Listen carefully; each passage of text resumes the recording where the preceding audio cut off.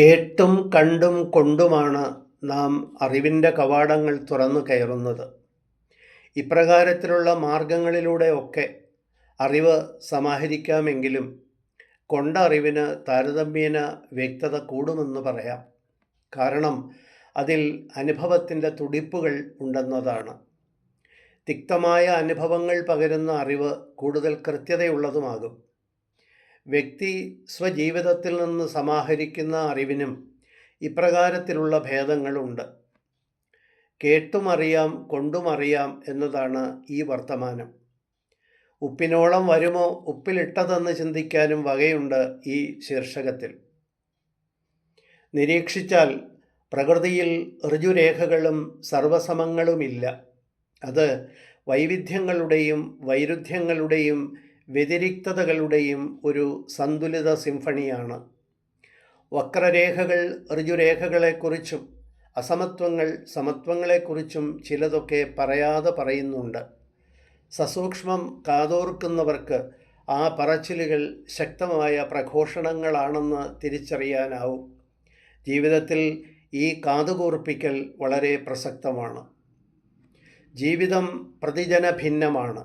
ചിലർക്കത് ആനുകൂല്യങ്ങളുടെയും സൗകര്യങ്ങളുടെയും സാന്ത്വനോദ്യാനവും മറ്റു ചിലർക്ക് അത് വൈതരണികളും അസൗകര്യങ്ങളും നിറഞ്ഞ സമരശാലയുമാണ്.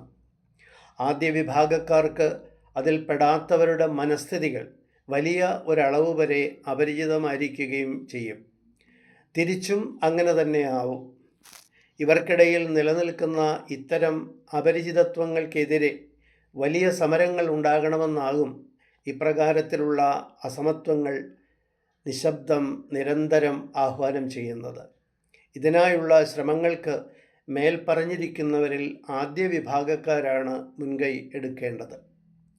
പ്രാതികൂല്യങ്ങളുടെ കുരുക്കിൽപ്പെടുന്ന നിസ്സഹായരുടെ നിവർത്തന ശ്രമങ്ങളിൽ തുണയാകുന്നതിനും അവരുടെ വിചാരസഞ്ചാരങ്ങളിൽ ഒപ്പം ചേരുന്നതിനും അവർക്കായി കൈ നീട്ടുന്നതിനുമുള്ള സന്നദ്ധത പ്രകടിപ്പിക്കേണ്ടത് ആനുകൂല്യങ്ങളിൽ തഴയ്ക്കുന്നവരുടെ ധാർമ്മികതയാണ്.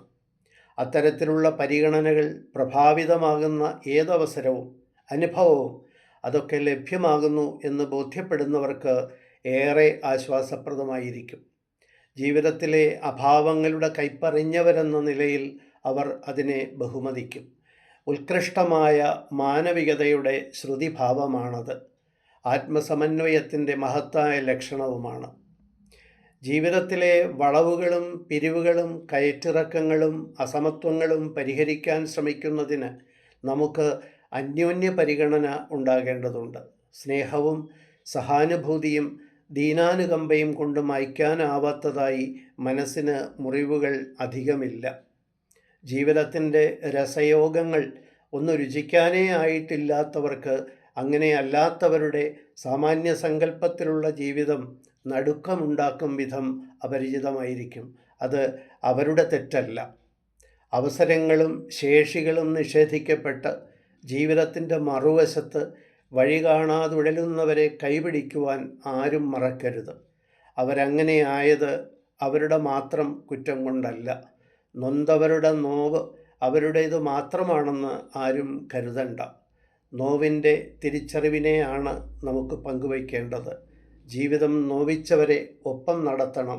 നമുക്ക് ഒരുമിച്ച് നിൽക്കണം. അതല്ലേ മാനവികത.